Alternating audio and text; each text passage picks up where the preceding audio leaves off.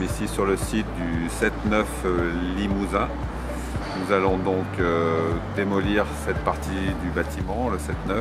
L'idée étant d'ouvrir un espace et de casser un peu le phénomène de grandes barres et de réaménager des espaces et des trames vertes, entre autres sur la commune d'Échirolles. Nous avons terminé à ce jour la phase de désamiantage.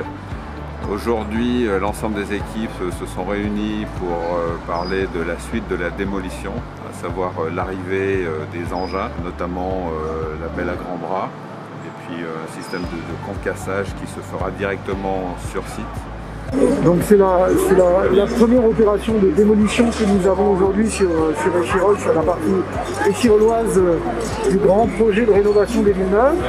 Je rappelle que nous avons eu au mandat précédent beaucoup de concertations sur ce sujet.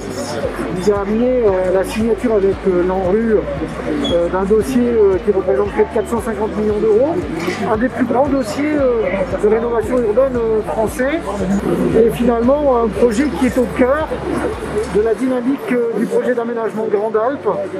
Grande Alpe, c'est cette grande opération d'aménagement de ce qui sera demain la future presqu'île métropolitaine.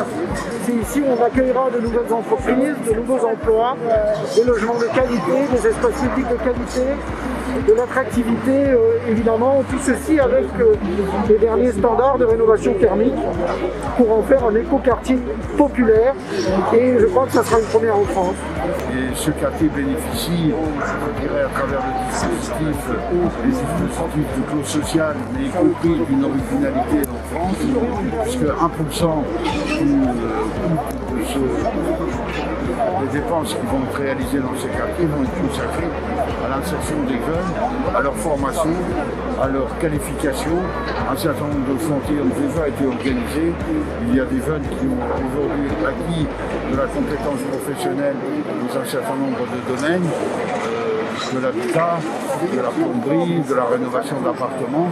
Et nous, à partir de là, je dirais, nous essayons de leur donner les moyens demain d'entrer dans une vie active avec une qualification. Et puis il y a des jeunes qui sont directement employés sur des chantiers, et nous resterons très attentifs parce que le projet urbain de renouvellement bénéficie également aux jeunes et moins jeunes de ce quartier. Alors dans la continuité, pour faciliter le chantier, la SDH s'est rapprochée de l'organisme d'insertion Propulse, qui a monté un équipage qui assure une veille générale du chantier avec la mise en sécurité, des barriérages, de l'information poussée aux habitants pour leur interdire l'accès au chantier. Donc ils sont présents à raison de 2 personnes sur site, 2 heures le matin et 2h30 l'après-midi. Et aujourd'hui, cette mission a porté ses fruits puisque sur le site sur lequel on est, c'était pas couru d'avance que le chantier se passe bien. Et à ce jour, cet équipage a permis un bon déroulement. Ce dispositif est une vraie réussite à la fois pour SDH, à la fois pour Propulse et puis l'ensemble des équipes sur place.